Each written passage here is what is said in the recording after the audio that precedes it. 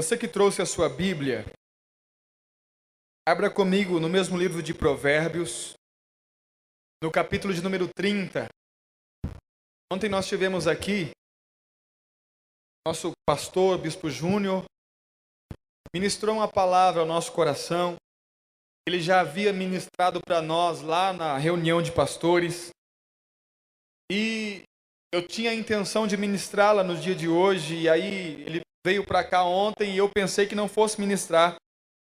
Mas, por direção dele e também por vontade, eu quero compartilhar essa palavra também com os irmãos que não estavam aqui ontem. E aqueles que estavam vão ouvir novamente, para a glória de Deus. Mas como nós cremos que a palavra de Deus é viva, e ela se renova, porque ela tem vida, eu penso que não vai ser como ontem, porque a revelação de Deus vai ser nova para você hoje. Amém? Provérbios, capítulo de número 30, a partir do verso de número 11. Nós vamos ler o versículo de número 11, 12, 13 e 14. Provérbios, capítulo de número 30, versos 11, 12, 13 e 14. Talvez, querido, essa palavra seja uma resposta de Deus para a sua vida. Creia nisso. Queria que você prestasse bastante atenção em tudo aquilo que vai ser dito nessa noite. Verso 11 diz assim: há uma geração que amaldiçoa a seu pai e que não bendiz a sua mãe. Há uma geração que é pura aos seus próprios olhos, mas que nunca foi lavada da sua imundícia. Há uma geração cujos olhos são altivos e as suas pálpebras são sempre levantadas. Há uma geração cujos dentes são espadas e cujas queixadas são facas, para consumirem da terra os aflitos e os necessitados dentre os homens. Vamos orar? Pai Santo, nós te louvamos porque nós temos a sua palavra e queremos ouvir a sua voz. Pedimos a Deus que o Senhor fale conosco nessa noite, pelo seu Espírito que está neste lugar, pelo seu Espírito que habita em nós, que a sua palavra, Senhor, venha de encontro ao nosso coração, venha de encontro, ó Papai, à nossa alma, aos conflitos de nossa alma, gerando em nós transformação. Nós recebemos a sua palavra, queremos ouvir a sua voz. Fala conosco, é o que nós te pedimos, em nome do Senhor Jesus. E nos guie a todo conhecimento da verdade, pelo seu Espírito que em nós habita, em nome de Jesus. Amém. Glória a Deus. Eu penso que não existe algo mais importante para nós, a nossa vida, do que os nossos relacionamentos. Eu penso que os relacionamentos, de fato, é o que nós temos de mais importante nesse período de tempo que vamos viver sobre a face da terra. E por que eu digo isso? Porque tudo na sua vida vai depender dos seus relacionamentos. Tudo que você projetar na sua vida vai depender de que se você tem ou não relacionamentos saudáveis. Por exemplo, você nasceu, você veio ao mundo, quando você nasce, você já depende de um relacionamento com os seus pais. Se foram seus pais que te criaram, você depende de um bom relacionamento com os seus pais. Quando nós entramos na fase da infância, adolescência e juventude, nós começamos a construir relacionamentos que vão ser definitivos para nós. Como, por exemplo, o círculo de amizade que você vai ter na sua infância, se você lembra, se você é homem, aqueles meninos que você jogava bola no meio da rua, soltava pipa. Essas pessoas, esse ciclo de amizade influenciaram você. Esses relacionamentos influenciaram você para aquilo que você é hoje. Crescemos um pouquinho mais, vamos para o colégio e vamos nos relacionar, não só com os companheiros de classe, mas com os professores e assim por diante. Ou seja, tudo que eu vou ser na vida depende dos relacionamentos que tive. Existe um ditado que ele é um ditado popular, mas que ele é muito preciso, que diz assim: me diga com quem tu andas e eu te direi quem és. Olha para mim, uma pessoa que não tem envolvimento com crime, que não tem envolvimento com coisas erradas, jamais vai conseguir andar ou se relacionar num ciclo de amizade de pessoas criminosas. Alguém que não é corrupto, alguém que não é injusto, jamais vai conseguir ter um bom círculo de amizade, relacionamento com pessoas corruptas, com pessoas injustas. Alguém que não vive a vida em pecado, jamais vai conseguir se relacionar ou ter um ciclo de amizade, um relacionamento saudável com alguém que vive nessa prática. Por quê? Porque os nossos relacionamentos nos definem. Os relacionamentos que você tem hoje é que vão definir. Eu sempre falo com a minha esposa, a gente conversando, é incrível como duas pessoas totalmente diferentes, a partir do momento que começa um relacionamento, e normalmente se casam, elas passam a ser totalmente iguais. Eu conheci pessoas que eram diferentíssimas antes de se casarem. E depois de se casarem e começarem a conviver, começaram a ficar exatamente iguais. Sabe por quê? Porque os nossos relacionamentos nos definem. A minha esposa disse assim: amor, eu estou ficando igualzinho a você. E eu falei: isso é bom, isso é ruim? Ela falou assim: tem um avião aí, irmão.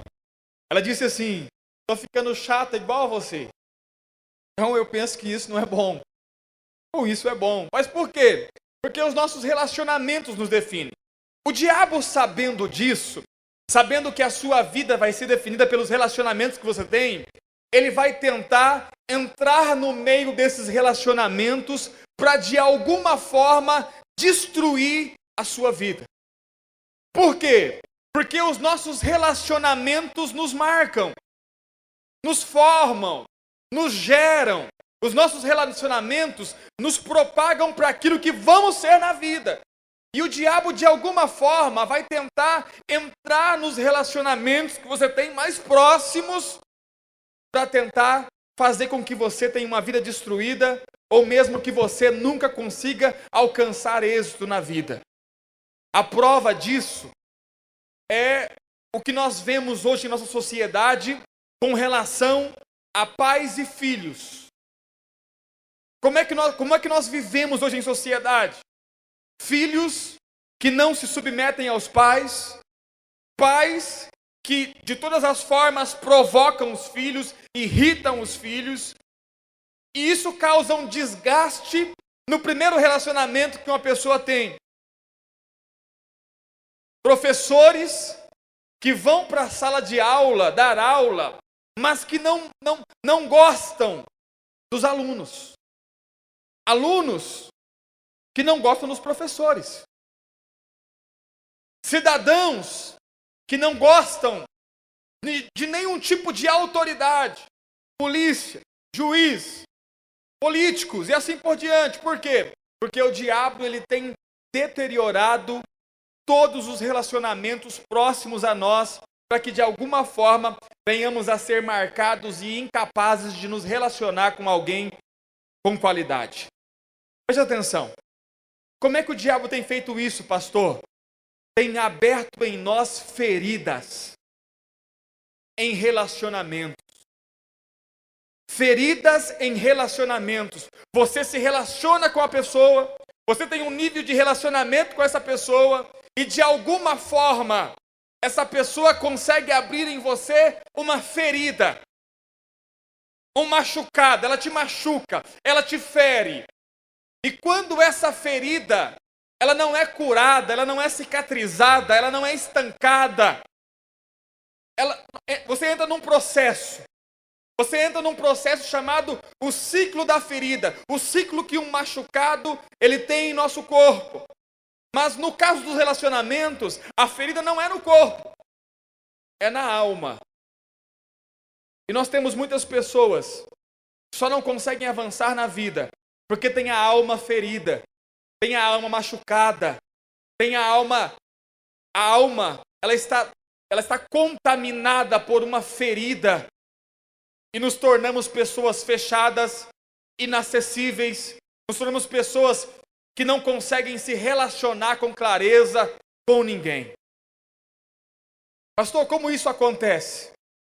Primeiro passo do diabo é fazer com que você se decepcione com pessoas com que você se relacionam, que exercem autoridade sobre a sua vida. Nada gera mais trauma em uma pessoa do que a decepção com alguém que está próximo.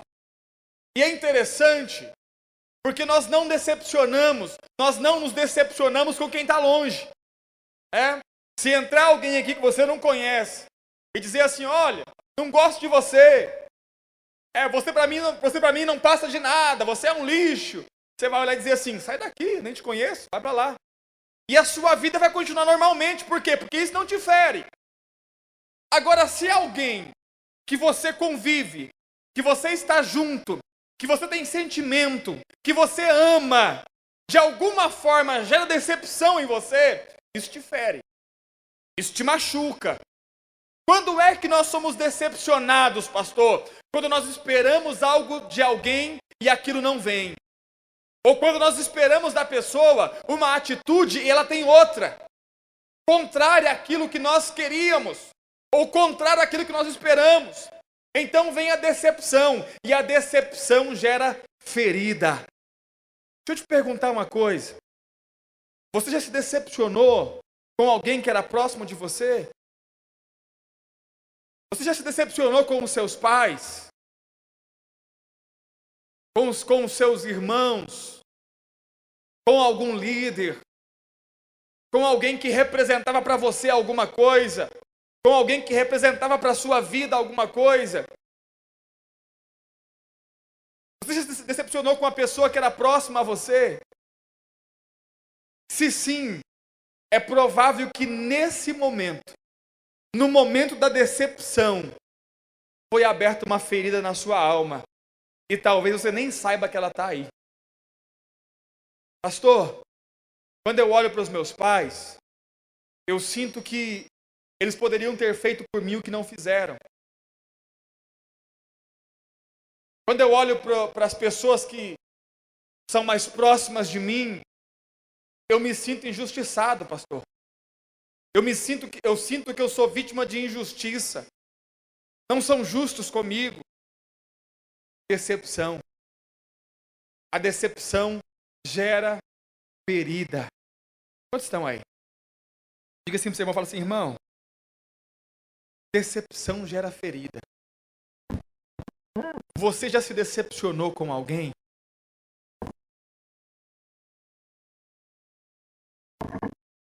O que mais vai gerar uma ferida em mim, pastor? Rejeição. Rejeição. Quem aqui já foi rejeitado? Irmão, eu penso que a rejeição é um dos piores sentimentos que o ser humano pode sentir. Quando você se sente rejeitado por algum motivo.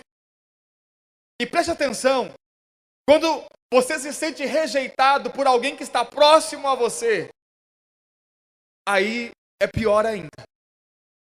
Rejeitado, eu lembro que os meus irmãos são mais velhos do que eu. E eu, então, sou o caçula da família.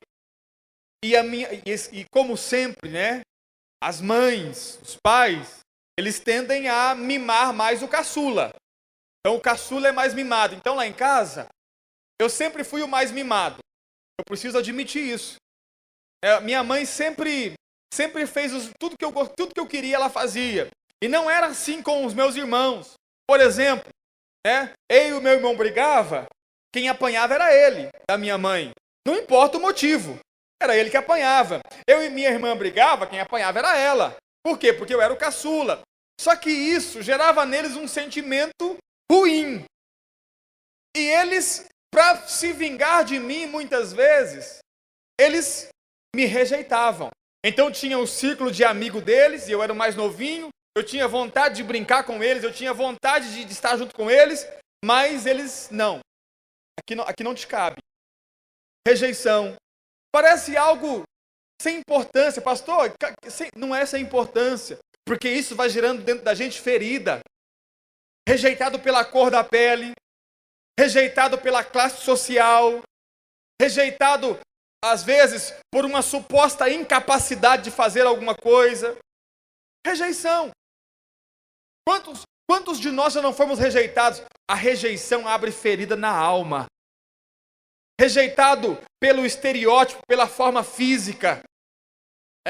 Rejeitado porque você olha para você e as pessoas olham para você e de repente elas veem em você algo de anormal e te rejeitam. Rejeitado pela posição que você ocupa. Isso é muito singelo. Conversando uma vez com a pastora Dani, esposa do Bispo Júnior, eu percebi algo interessante. Ela me contou algo interessante. Que enquanto todas as pessoas do colégio que estavam com ela, as crianças, eram rejeitadas porque eram pobres demais, ela era rejeitada porque era rica demais. Então, todas as crianças iam para o colégio de ônibus, de carroça, de bicicleta. Os pais levavam como podia. E ela ia de motorista particular. Então, quando as crianças viam ela descendo daquele carro, sendo escoltada por um motorista particular, rejeitavam ela. E aí, ela entrou num processo, pela rejeição, de não querer ser rica. Até mesmo de, quando ir para o colégio, vestir a pior roupa, o pior sapato. Quando ia comprar material, não querer comprar. Por quê? Porque a rejeição dói, seja ela por qualquer motivo, e abre-se ferida. Pastor, o que mais abre ferida na gente? Injustiça. Principalmente quando você é injustiçado e não pode fazer nada. Isso machuca a gente. Quando as pessoas são injustas, quando as pessoas nos medem com duas balanças, isso abre ferida terrível. Eu penso que a ferida foi aberta em mim, na minha infância, pela rejeição dos meus irmãos, mas nos meus irmãos foi aberta uma ferida pela injustiça da minha mãe, de me privilegiar. Quantos estão aí? Quantos já não se sentiram injustiçados? Pastor, o que mais abre ferida na gente? Briga, discussão, desentendimento. Na hora da raiva, nós falamos palavras. E a palavra, irmão, é como... A Bíblia diz que a palavra é como a pedra lançada, ela não volta atrás. Na hora do calor da discussão, você fala palavras que ferem a alma. Você ouve palavras que ferem a alma e abrem em você feridas. Quantas mulheres não estão feridas em seus casamentos por palavras que ouviram do marido? Quantos filhos não são feridos com os pais por palavras que ouviram dos pais? Quantas pessoas dentro da igreja não são feridas com o pastor, com líderes, porque ouviram palavras que ofenderam? E a ferida é aberta. E o machucado está lá, na alma. Agora, qual que é o problema? O problema é que por nós não termos clareza que os relacionamentos para nós são indispensáveis e ter um bom relacionamento, ao invés de nós esclarecermos o problema, a injustiça, ao invés de esclarecermos que você se sentiu injustiçado, que você se sentiu ofendido, que você se sentiu magoado, você prefere guardar aquilo. E ninguém sabe daquilo que você carrega dentro de você. Ninguém sabe da sua revolta contra os seus pais. Ninguém sabe da sua revolta contra o pastor. Ninguém sabe da sua revolta contra o seu líder. Ninguém sabe da sua revolta contra o seu marido. Ninguém sabe da sua revolta porque você prefere esconder, ocultar, vestir uma capa. E aí nós vamos para o segundo estágio dessa ferida. Quando você fere, quando você machuca o corpo automaticamente vai criar uma casca. Quem já machucou aqui? Lembra? Cria aquela casca. Por quê? Porque o corpo quer rapidamente ocultar. Mas se você for no médico, se você for em um hospital, a primeira coisa que os enfermeiros vão fazer é tirar aquela casca. Por quê? Porque aquela casca impede o ferimento de se cicatrizar. Quando nós ferimos a alma, quando nossa alma é ferida, a primeira coisa que nós fazemos é nos fechar. Por quê? Porque aparentemente parece que você se torna vulnerável se você de alguma forma tentar dizer: olha, eu estou ofendido, eu estou magoado, eu me senti injustiçado, eu me decepcionei com você. Não, eu não vou dizer isso, porque isso me faz vulnerável. Eu prefiro me fechar, eu prefiro me esconder, eu prefiro ocultar, eu prefiro fingir que nada está acontecendo, eu prefiro fingir que a minha alma está limpa, do que abrir o meu coração e dizer: olha, me decepcionei com você, me senti injustiçado por você, estou ofendido contigo, estou magoado com você, por aquilo que você me fez. Preferimos ocultar a ferida, ocultar a mágoa. Qual que é o problema disso, pastor? O problema disso está no versículo de número 11. Diz assim: há uma geração que amaldiçoa o seu pai e que não bendiz a sua mãe. Sabe por quê? Porque está ferido, está magoado, está triste, está decepcionado. E por esse motivo, essa geração não consegue bendizer, não consegue olhar com bons olhos, mas dentro dessa geração, o que há é apenas maledicência por estarem decepcionados. O texto coloca a figura dos pais, mas nós podemos ampliar aqui para todo tipo de pessoa que você se relaciona, que de alguma forma exerce influência sobre a sua vida. Todo tipo de pessoa que você se tem relacionamento, que exerce influência sobre a sua vida. E aí, preste atenção, nós começamos a construir relacionamentos aparentes, aonde eu olho para você, abraço você, convivo com você, estou com você na mesma igreja, convivendo no mesmo lugar, sentado no mesmo banco, mas dentro de mim há uma ferida que faz eu amaldiçoar você em meu coração, porque eu não sou curado, porque eu resolvi encobrir a minha ferida. Quantas pessoas dentro da igreja, irmão, já não se decepcionaram comigo? Eu tenho a plena consciência disso. Pessoas se decepcionaram comigo de repente porque esperam algo de mim que eu não ofereci, ou esperavam de mim uma atitude eu tive outra. Pessoas que se ofenderam comigo porque eu falei alguma coisa e a pessoa se sentiu ofendida. Eu sei que são inúmeras. Agora olha para mim. Sempre quem perde é quem encobre a ferida. Sempre quem perde é quem vai querer maquiar um sentimento de mágoa dentro de si. Preste atenção, quem ofende muitas vezes nem sabe que ofendeu. Quem ofende, às vezes, não é por intenção. Eu penso que dentro da igreja, a maioria das vezes não é por intenção. Quem às vezes comete injustiça, nem sabe que cometeu uma injustiça. Quem às vezes rejeita, nem sabe que está rejeitando. Preste atenção. E nós nos colocamos como vítimas. Vítimas do quê? Da rejeição, da injustiça, vítimas da decepção, vítimas do mundo. Pegamos todas as feridas da alma, encobrimos elas e ficamos como vítimas. Como pessoas que são vítimas. Olha para mim, querido. A decisão de encobrir a ferida é sua. A decisão de esconder a mágoa é sua.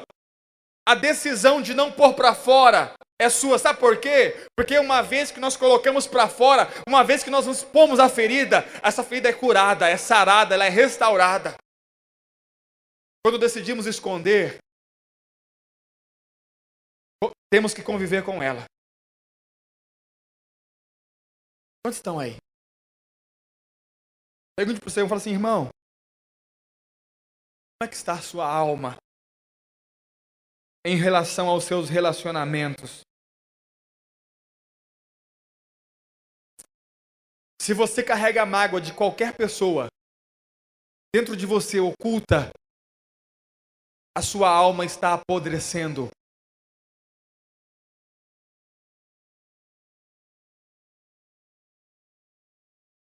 Eu vou repetir, pastor, que frase forte. Mas é uma realidade. Se você carrega mágoa de pessoas dentro de você, seja elas quem forem, e por motivo, pode ser o pior motivo. Você pode ter toda a razão para estar magoado. Mas se você guardar essa mágoa dentro de você, ocultando-a, a sua alma está apodrecendo. Qual que é o resultado? A partir de então, você não vai conseguir ter relacionamento saudável com mais ninguém. Sabe por quê? Aquele relacionamento frustrado do passado sempre vai te vir à tona. Todas as vezes que vocês pensarem em se relacionar com alguém. Olha para mim. Uma pessoa que se decepcionou com uma amizade, ela nunca mais quer ter amigos. Sabe por quê? Ela vai dizer assim, ó, amizade para quê? Para me decepcionar? Mas não são todos os amigos que vão te decepcionar. A verdade é que você não curou um trauma do passado. Uma pessoa que foi decepcionada num relacionamento amoroso, sentimental, a tendência é ela não conseguir se envolver completamente com mais ninguém. Uma pessoa que dentro de um relacionamento, num casamento, foi traída, a tendência é não confiar mais em ninguém. Sabe por quê? Porque ficou a ferida na alma. E está escondida aí dentro. E nós temos medo de expor. Primeiro passo, a ferida é aberta. Segundo passo, eu escondo ela. Eu oculto ela. Quantos estão aí? Algo muito interessante que o bispo disse aqui ontem. E eu quero relembrar. Muitas vezes, muitas das coisas que nós fazemos na vida, a maior motivação não é uma motivação legítima. É fruto de uma ferida da nossa alma. Seus pais, de repente, falaram para você uma palavra, dizendo, olha, você não vai ser ninguém. Você não vai ser ninguém na vida, você não presta, você é um vagabundo. E aí hoje você faz de tudo para vencer na vida, não porque você quer vencer na vida, mas você quer provar para os seus pais que eles estavam errados. Vou provar para o meu pai que ele está errado. Você está fazendo a coisa certa com a motivação errada, sabe por quê? Porque há ferida na sua alma. De repente você ouviu da sua mãe, olha, você não vai ser feliz com ninguém. E você começou a se entregar desesperada em busca de um relacionamento, só para mostrar para sua mãe que ela estava errada. De repente, dentro da igreja, você ouviu de um líder, ou mesmo do pastor, não me recordo se eu já disse isso a alguém, mas talvez tenha dito, olha, irmão, você não serve, você não vai para frente, e você está trabalhando com toda a motivação, mas não a motivação correta. Vou provar para o pastor que ele está errado. Vou provar para o meu líder que ele está errado. Vou provar para o mundo que eles estão errados. Ei, psiu. A ferida não pode ser o nosso combustível. Tem pessoas que são excelentes no que fazem, com a motivação errada, porque estão escondendo uma ferida que está exposta na sua alma. Escondemos a ferida, ela foi feita, nós escondemos ela. Qual que é o terceiro passo? Ninguém vai conseguir ficar com uma ferida dentro de si, sem que ela tenha consequências. Sem que comece a aparecer as consequências da ferida. E que consequências são essas? Nós começamos a compensar a dor que temos dentro de nós. Começamos a compensar essa dor de que forma? Nos vitimizando, nos tornando vítimas. Nos tornamos pessoas melindrosas. Pessoas que para se relacionar com elas, você vai ter que ter muito cuidado. Porque qualquer palavra colocada fora do lugar já vai gerar um transtorno enorme. Pessoas não resolvidas. Pessoas que vão viver a vida de uma forma que nunca vão conseguir, de fato, serem esclarecidas na vida. Sabe por quê? Porque há ferida dentro delas. Se decepcionaram lá atrás.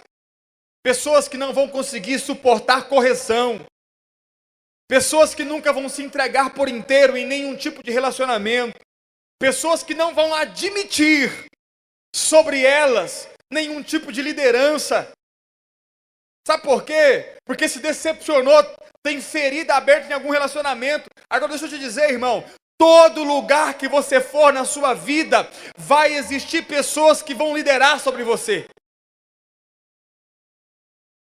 Não vai existir lugar no planeta Terra que você vá, que não tenha líderes sobre você. Na sua casa, se você ainda mora com seus pais, os seus pais vão liderar sobre você.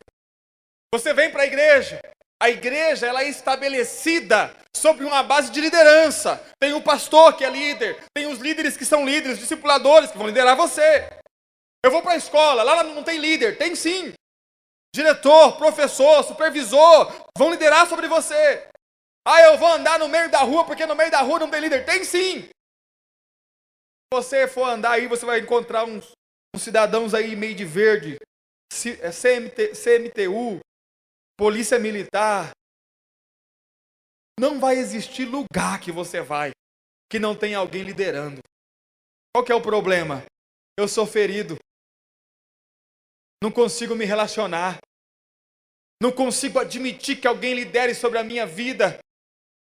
Eu não consigo ser pastor, mas o senhor não viveu o que eu vivi, realmente, eu não vivi o que você viveu. Agora deixa eu dizer, quem está perdendo é você. Quem está perdendo é você, sabe por quê? Porque guardar a ferida da mágoa dentro de nós é o mesmo que você olhar para a pessoa e dizer assim, olha, eu quero que você morra. Você olha para a pessoa que te ofendeu e diz assim, eu quero que você morra. E para você morrer, eu vou tomar um copo de veneno.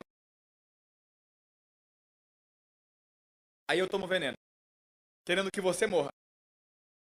Presta atenção, querido. A mágoa é tomar veneno, querendo que o outro morra. Sabe quem vai morrer? Você. É você que vai morrer. Se você guarda a mágoa no seu coração, preste atenção, querido. Os seus relacionamentos não serão saudáveis. E aí? E aí eu me levanto contra todo tipo de pessoa que para mim é uma ameaça. Dentro da igreja, os líderes, no colégio, os professores.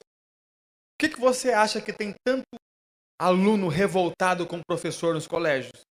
Fruto do relacionamento com os pais.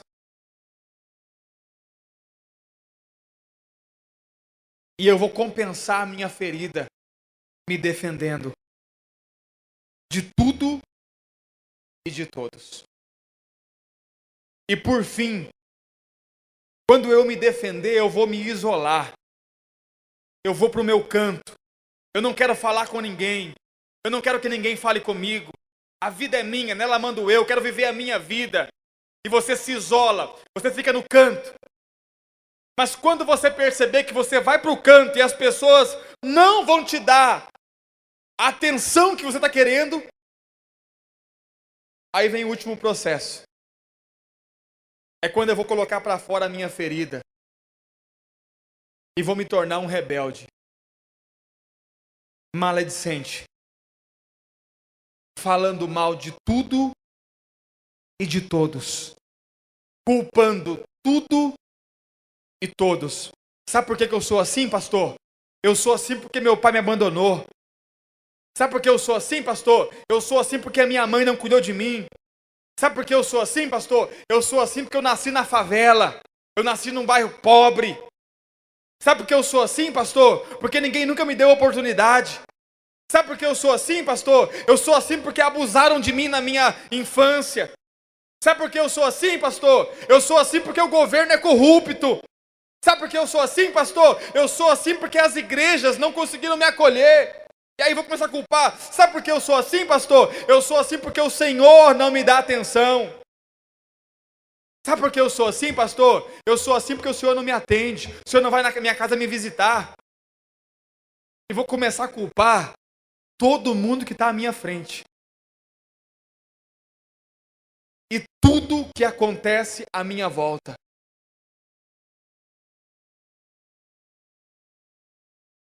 Começar a maledizer. Essa igreja não presta. Não há amor nessa igreja.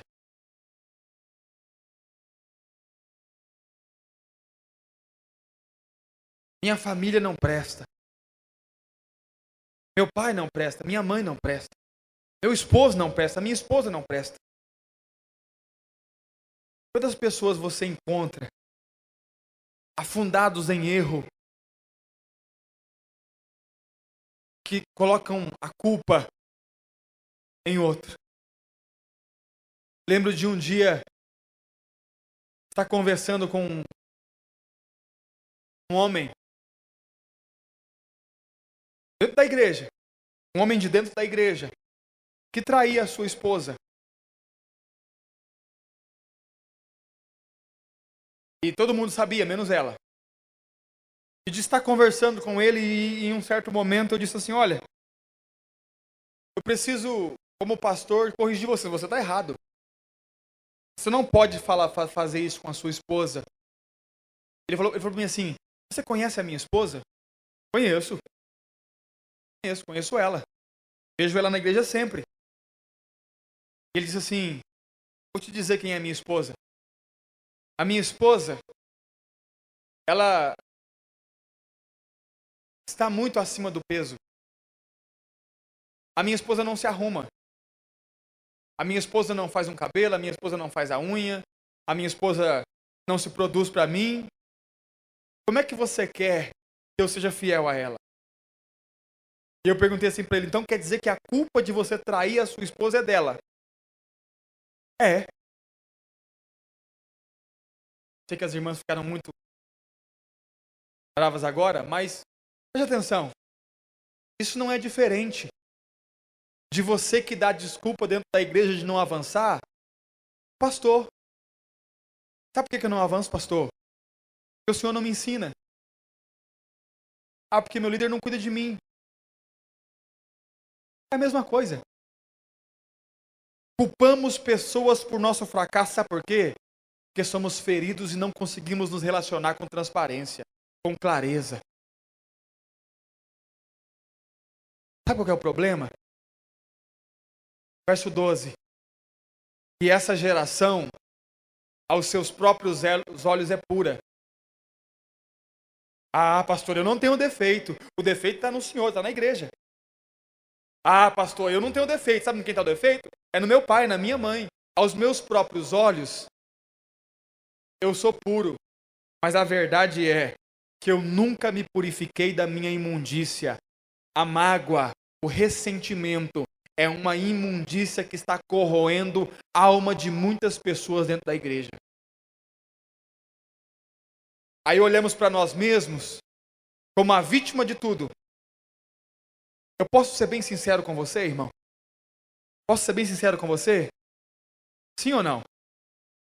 Sim ou não? Não importa onde você nasceu, não importa filho de quem você é, não importa o que fizeram com você, você não é vítima de nada. Porque o seu futuro é você que constrói.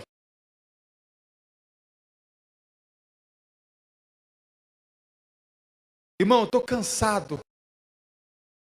Cansado não no sentido de estar cansado, mas cansado por muito ver pessoas dentro da igreja que vivem se fazendo de vítima. Porque sofreram. Porque foram injustiçadas. Porque foram rejeitadas. Irmãos, se eu fizer uma pergunta aqui, todo mundo foi rejeitado.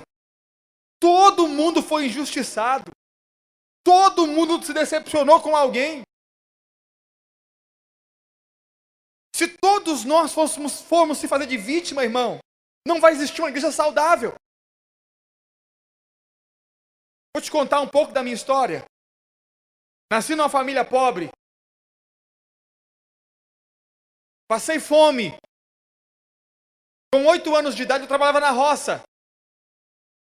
Para, junto com a minha mãe, trazer comida para dentro de casa. Meu pai me abandonou quando eu tinha 8 anos de idade para ir morar com uma prostituta, com uma mulher de bar. Ia para a escola com chinela havaiana, um chinelo de uma cor e outro da outra. Primeira vez que eu entrei dentro da igreja, da igreja que eu estou, a comunidade, eu escondi o meu pé debaixo do banco, porque meus sapatos estavam furados.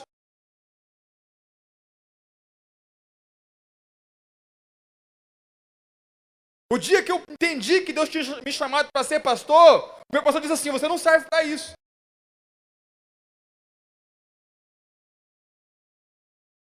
Com 16 anos de idade eu era pai. Trabalhei desde os meus 8 anos de idade. Colhi café, mandioca, amendoim, algodão, cortei cana. Fiz todo tipo de serviço braçal. Fui servente de pedreiro por muito tempo. Só que teve um dia que a palavra de Deus iluminou a minha alma. E eu percebi, na verdade, que tudo que eu tinha sofrido só me seria útil se me servisse de experiência e não de rancor contra as pessoas. E eu comecei a passar um filme na minha cabeça de tudo aquilo que tinha me ferido. Tudo. Quantos estiveram aqui ontem? O bispo estava aqui. Eu colhi algodão e arranquei amendoim na fazenda dele. Nem sonhava que ele ia ser bispo, nem que um dia eu ia encontrar ele.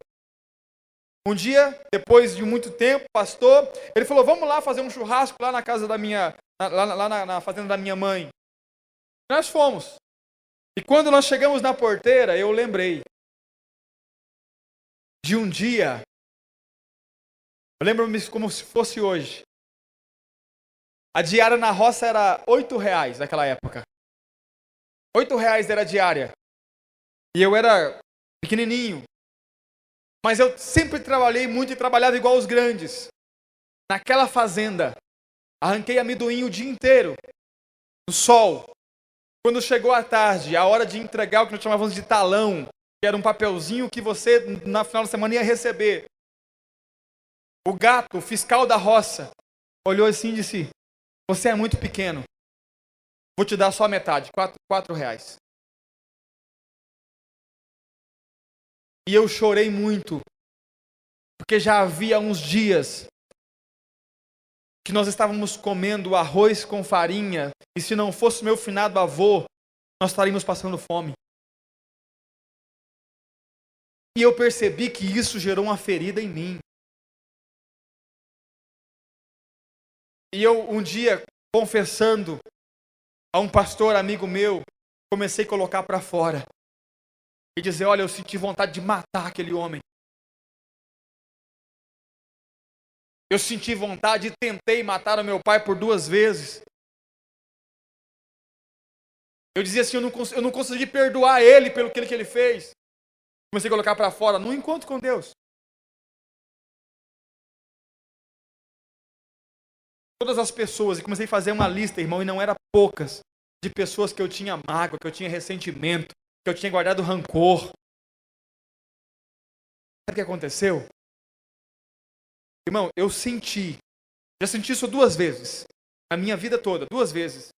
Eu senti como se o meu peito estivesse abrindo, literalmente. Como se estivesse abrindo o meu peito e algo estivesse saindo. Eu senti isso uma vez, quando eu me afastei da igreja, e uma missionária orou por mim, muito tempo atrás. E a segunda vez foi nesse dia que eu comecei a contar e colocar para fora as pessoas que eu tinha mágoa, a pessoa que eu tinha raiva, e comecei a falar, e parece que o meu peito começou a abrir, eu senti a carne abrindo. E quando, depois de 1 a 2 horas ali de conversa, e de chorar muito, no final, irmão, a impressão que eu tinha é que eu estava leve. E um fardo tinha saído das minhas costas. Sabe por quê? Porque a mágoa, a decepção, é um fardo muito pesado para carregar, que destrói a alma. Pastor, eu quero me livrar disso. O senhor está falando aí, eu estou vendo a minha história. Pastor, eu penso que eu tenho muito problema com muita gente. O que eu faço para sair disso? Primeiro passo, você tem que reconhecer. Reconhecer, pastor? Reconhecer o que, pastor? Reconhecer que você carrega mágoa dentro de você. Reconhecer que você tem ressentimentos dentro de você. Reconhecer que você tem frustrações dentro de você. Reconhecer que você é decepcionado com muitas pessoas. Primeiro passo é reconhecer. Tem pessoas, irmãos, que não querem reconhecer de forma alguma. Reconhecer. Realmente, eu sou uma pessoa que carrega mágoa dentro de mim. Eu sou uma pessoa decepcionada com muitas pessoas. Eu sou uma pessoa que eu sou frustrada com gente. Uma vez que você reconhecer que você precisa confessar. A mais B. O porquê você guardou essa mágoa. Se você não tiver acesso à pessoa que te magoou, ou se você achar que ela não vai te ouvir, procure alguém que você confie. Recomendo que seja um líder espiritual. E confesse. Olha para mim. Você sabia que de cada 10 crianças do sexo masculino, 6 foram violentadas na infância?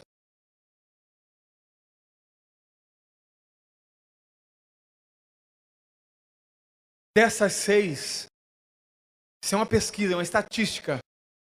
Uma tem coragem de confessar.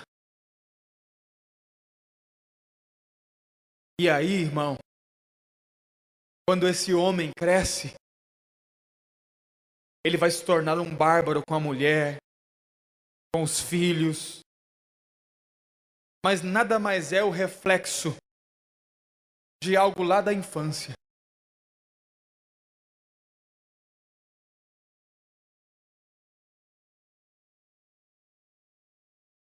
Na hora de você colocar para fora. Ei, está na hora de você colocar para fora. Confessar. Pastor, mas é vergonhoso. Vergonhoso é carregar uma ferida na alma. Isso que é vergonhoso.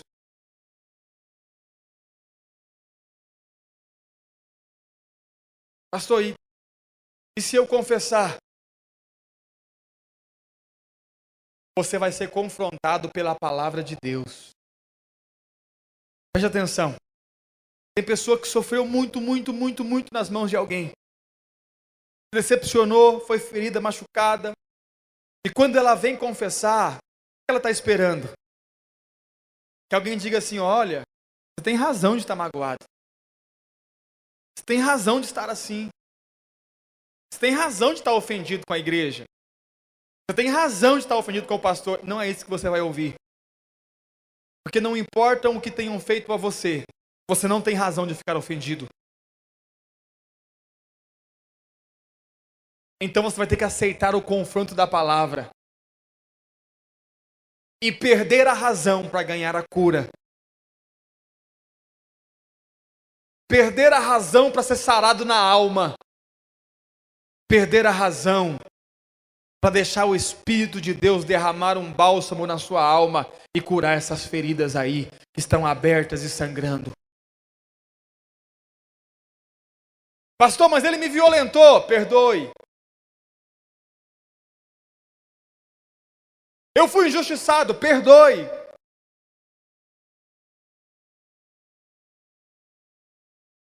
Pastor, mas é muita injustiça. Perdoe. Nós não temos outra alternativa, nós não temos outra opção a não ser perdoar aqueles que nos têm ofendido. Porque se nós perdoarmos os pecados, ou a afronta, ou a ofensa daqueles que nos ofendem, o nosso Pai Celestial também nos perdoará. Mas se nós não os perdoarmos, o nosso Pai não nos perdoará. Pastor, mas o que fizeram comigo foi algo muito truculento. Se você guardar, é só você que perde. Deixa eu te perguntar. Você vai bem em todos os seus relacionamentos? Você consegue se relacionar abertamente com todas as pessoas? Você consegue se entregar a uma aliança, a uma amizade, a um relacionamento, a uma liderança? Sem ficar na reserva, se guardando, se protegendo de Deus, sabe lá o quê? Feridas na alma, pessoas machucadas. Preste atenção, querido. Quem guarda ressentimento é quem perde. E quem ofendeu, pastor? Quem ofendeu, às vezes, não vai sofrer da mesma forma que o ofendido vai sofrer.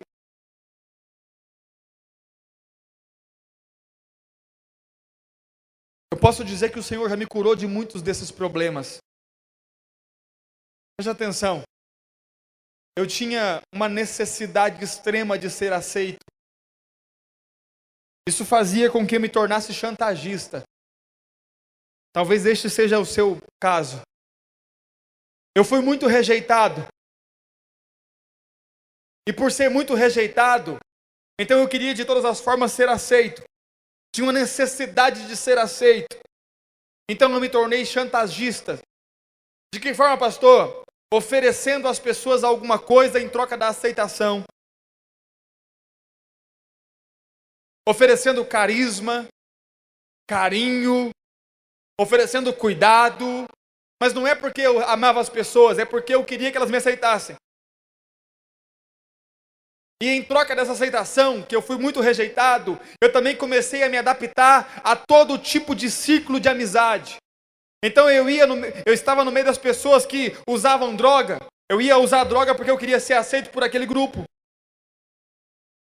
Estava no meio das pessoas que faziam uma determinada atividade, eu ia fazer aquilo. E quando eu cheguei na igreja, eu percebi que os mais aceitos eram aqueles que tinham destaque. Líderes, pastores. Então eu quis ser, a início, de princípio, quis ser alguma coisa, não porque eu amava pessoas, mas porque eu queria ser aceito pela igreja. Quantos líderes nós não temos no nosso meio, que na verdade só querem ser aceitos por pessoas? Não ama a célula, não ama a vida, não ama pregar o evangelho, não ama nada, só quer ser aceito. Ferida na alma, precisa ser curada. As mulheres, vai chegar uma certa fase da vida que vai começar a oferecer o que tem para ser aceita. Eu quero ser aceita pela minha roda de amigos. E nós vemos jovens e adolescentes se entregando à vida sexual antes do tempo, só para ser aceita. Ferida na alma.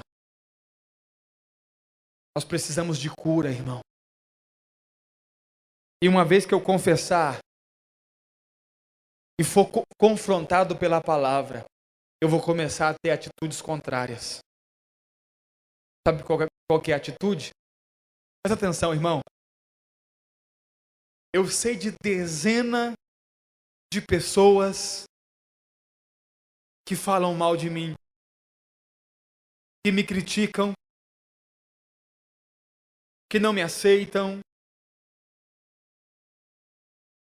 Pessoas de fora, mas principalmente pessoas dentro da igreja. Eu lembro-me que hoje, é menos, mas eu lembro que quando eu cheguei aqui, no começo, muitas pessoas, irmãos, que se reuniam, faziam reuniões à beira da mesa para falar mal de mim. Preste atenção. Já não me ofende mais. Eu já não fico mais deprimido.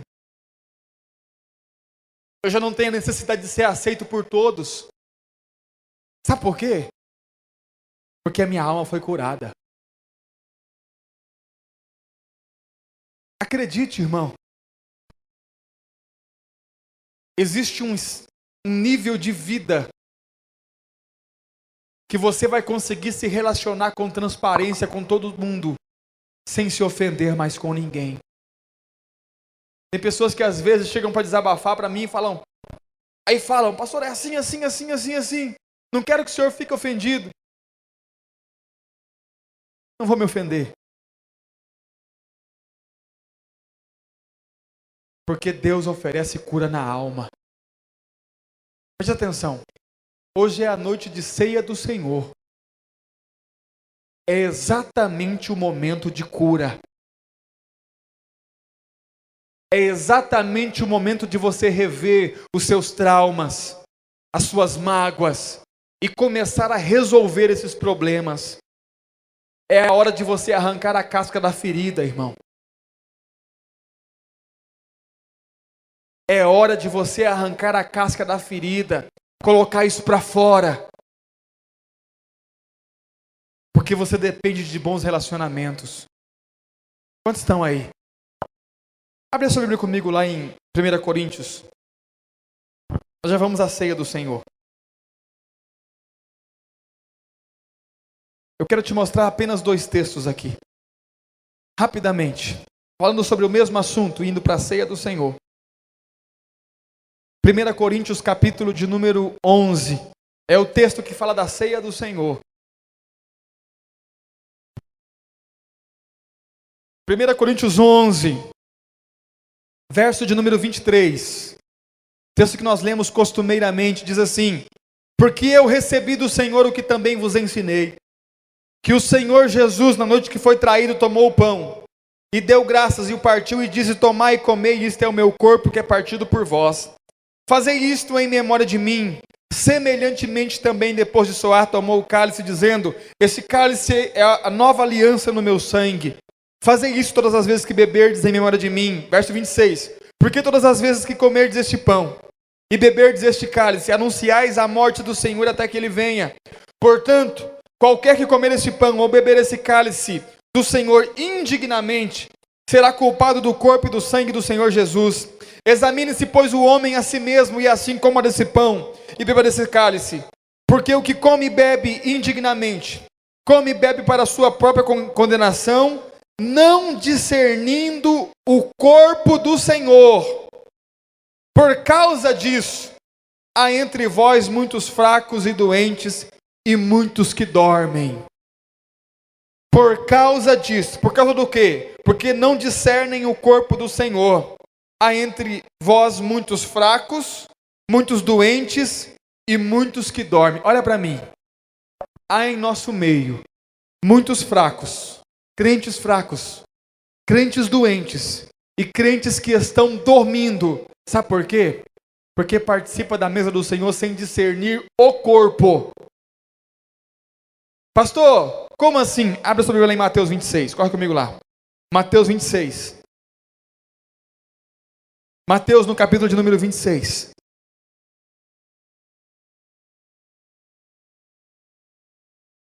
Mateus 26, verso de número 26. Mateus 26, 26. Há em nosso meio muitos doentes, muitos fracos, muitos que dormem, porque não discernem o corpo.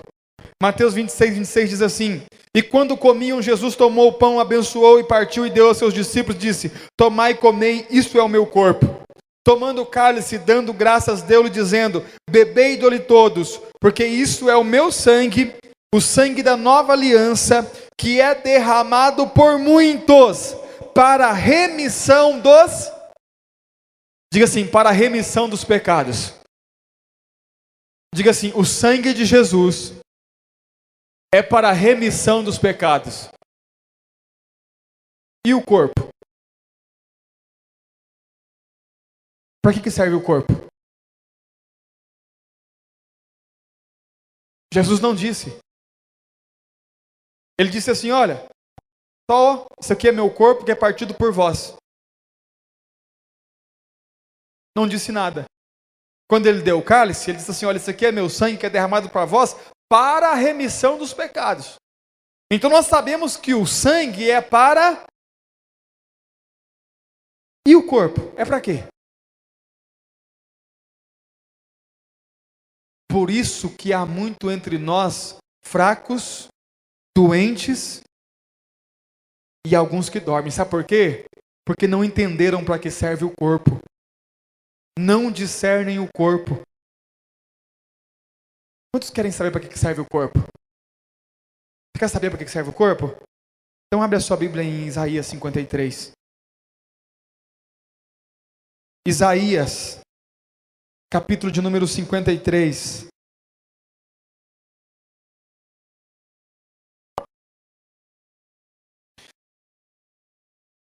Verso de número 4 em diante.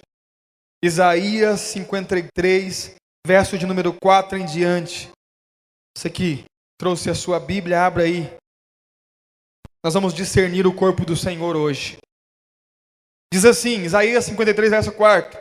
Verdadeiramente, Ele tomou sobre si nossas enfermidades e as nossas dores levou sobre si, e nós o reputávamos por aflito, ferido de Deus e oprimido, mas ele foi ferido por causa das nossas transgressões e moído por causa das nossas iniquidades. O castigo que nos traz a paz estava sobre eles, e pelas suas pisaduras, ou seja, pelas feridas feitas no seu corpo, nós fomos sarados. Sabe para que serve o corpo de Cristo? Para cura. Porque as nossas enfermidades estavam no corpo dele. O castigo que nos traz a paz estava no corpo dele. As nossas dores. Quando fala dores, não está falando de dores físicas. Fala, sabe do quê? Dessa dor que você tem na alma. Dessa ferida na alma. Pastor, eu queria muito me livrar disso. O que eu faço? O corpo de Cristo vai sarar você. O corpo de Cristo vai curar você, não apenas das suas enfermidades físicas, mas também das dores na sua alma. Sabe por que tem pessoas doentes na igreja? Porque não entenderam que o corpo de Cristo é para sarar. Sabe por que tem pessoas fracas na igreja? Porque não entenderam que Ele levou as dores sobre eles. Sabe por que tem pessoas que dormem? Pessoas que estão dormindo com relação a Deus? Porque não conseguiram discernir o corpo de Cristo. Preste atenção. Nós vamos participar do sangue de Jesus para a remissão dos nossos pecados. Mas primeiro, vamos participar do corpo dele, que vai sarar as nossas feridas, que vai curar as nossas enfermidades e que vai sarar a nossa alma. Agora olha para mim, irmãos. Preste atenção aqui. Eu quero que você entenda algo. Tem muitas pessoas que não entenderam que momento que é esse ainda. Tem pessoas que quando o pastor fala, vem para frente, vamos tomar a ceia, vem como se fosse mais um ritual religioso. E não é.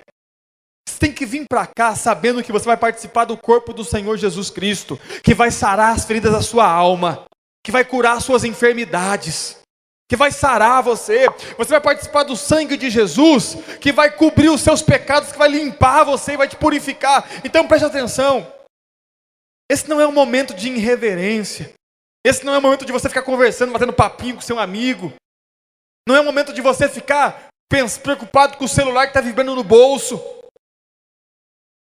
É o momento de você vir para cá e se entregar completamente diante do corpo e do sangue de Jesus. Não é o momento de você ficar curioso, ver o que está acontecendo. É o momento de você olhar para você.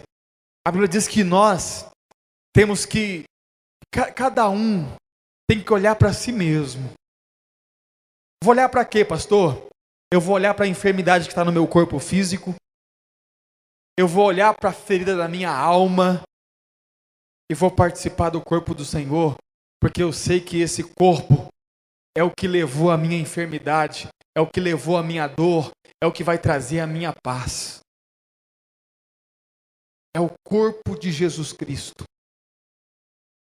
Quantos estão aí? Pastor, eu estou ferido na alma, o que eu faço? Essa é a hora de você abrir o seu coração diante dele. Diante do corpo do Senhor. Quantos estão aí? Somos dependentes de sermos sarados completamente. Curado. Sem rancor. Sem mágoa. Sem ressentimentos. Podendo nos relacionarmos livremente. E podemos ter sobre nós pessoas que vão ser influência em nossa vida. Quero convidar você a participar da ceia agora. Saia do seu lugar. Vem aqui em volta da mesa. Mas como eu disse, que você venha olhando para você. Que você venha olhando para a sua alma.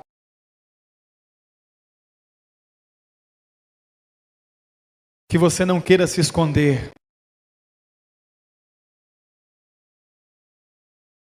Que você não esteja preocupado com o seu irmão do seu lado.